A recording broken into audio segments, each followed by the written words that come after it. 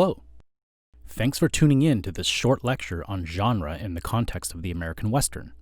Captions can be turned on at the bottom right-hand side of the screen. Even if you do not feel you need them, they might be helpful to you by way of getting the proper spellings of names and titles. Please keep in mind that with all my lectures, there are light spoilers to the films interspersed throughout. Although for today's film, the 1943 William Wellman film, The Oxbow Incident, the spoilers will be quite negligible. Still, it is your option to stop now and watch the film first if you wish. We will begin today's lesson with an examination of a term you've probably already learned in an English class, or in your introductory film classes. And that term is genre. What exactly is a genre? As you may have guessed, genres are simply another way of saying categories. We can go with the simple translation like that, or perhaps you might want a more robust definition, such as this: a category of artistic composition characterized by similarities in its form, style, and subject matter. In this definition, it's the last part of the sentence that is probably the most important. You might be asking yourself, well, what exactly is meant by form, style, and subject matter? The genre question might evolve into one of genre aesthetics, the nature and beauty and overall philosophy of an art. But what is nature? And what is beauty? Seems to me that the more we try to define genre, the further we get from real meaning. So we are forced to dive right in. We have to. Definitions don't work, so we must engage with a representative example, go with what we might already know about the subject, and ask ourselves what is represented, how it is so represented, and from there we can surmise as to why this representation exists. Here are some ideas I want you to ponder to get our conversation started. Number 1, genre conventions are self-evident within a given culture. You probably already know most of the genre conventions that come from movies. Since films are visual and you belong to the culture from which these movies come, seeing and recognizing is almost instantaneous. For example, if I were to show you this image, ideas of genre creep into the mind even without instructor prompt. Perhaps you are a voracious reader of stories set in outer space. Maybe you have a family member who is a big fan of this genre. Whatever the case may be, this image is easily identifiable as a representative image from the world of science fiction. What about this image? Perhaps you have seen other films with this iconography. Maybe something about its lighting or composition strikes you in a familiar way. Even if you might not engage with this sort of narrative every day, you can easily identify this image as coming from the world of film noir. Number 2, genre is a categorization tool. It helps us decide what to buy and watch, and help filmmakers decide on which icons and techniques with which they'll organize their story. In other words, categories are man-made, after the fact, and they seem quite arbitrary at times. What this means is that categories and aesthetics are really meaningless without also looking at the people and culture who create such categories. Studio executives and storytellers did not decide to create the Western genre out of thin air.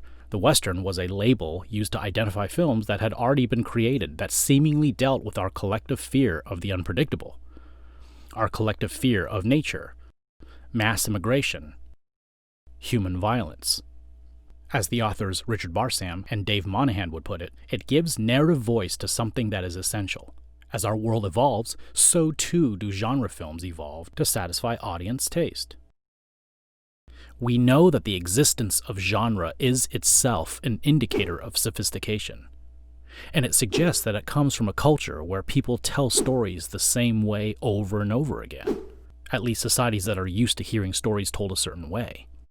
We can't avoid forming expectations from repeated experiences, and it is through repetitions that we'll see patterns, and through these patterns we will arrive back at definition. And once we know what that thing is, once we've defined it, once we've cornered that thing that we've set out to study, we will be well equipped to detect deviations and departures from those expectations that this class will have set up. Studying these genre films over a span of time, we will be able to sense and perhaps measure this push and pull of the culture's need for sameness and the individual artist's need for variety. So we're going to watch a series of films in this class that are at the same time different as they are the same. They will be exciting, fresh, and new, yet you'll know exactly what's coming. Genre has an uncanny ability of turning up surprises despite its predictability. What sorts of genres can you think of that have predictable patterns? Number 3. By now you may have noticed or realized that genres are not all created equal. What I mean is, not all genres can be directly compared or have the same constituent parts. For the sake of ease, let's just say for now that there are 2 types of genres that will govern our conversation regarding movies then. These 2 types are what I call iconic and thematic. I'll explain what this means by way of example. Some genres, like noir, western, and horror, have a strong visual component. We call these iconic genres, wherein a simple image could represent a wide range of moods and ideas. Some genres, like comedies and dramas, are more thematic than iconic, focusing more on non-visual elements of storytelling, like dialogue. In short, iconic genres have an iconic look to them, and that look is generally associated with a predictable set of story patterns and moods. Thematic genres, by contrast, do not possess an iconic and uniform appearance and have more malleable story patterns and a bigger variety of moods. William Wellman's 1943 classic, The Oxbow Incident, was by no means the first of its kind. It is, however, culturally and aesthetically significant. It possesses the iconography and meets your aesthetic expectations. And at the same time, it also gives us something brand new. Based on a 1940 novel by Walter Van Tilburg Clark, it is one of the first westerns to really turn inward, to meditate on the morality of mob violence, similar in theme to Harper Lee's To Kill a Mockingbird or Shirley Jackson's The Lottery. There are also plenty of other film and TV examples. So as we begin to explore this interesting world of the Western genre, think of yourself not as a student, but as an explorer. See yourself as a researcher would.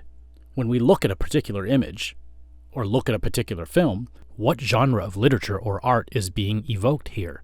Think of this class like you're walking through a museum with your instructor. What questions might you ask yourself as you look at different pieces of representative art?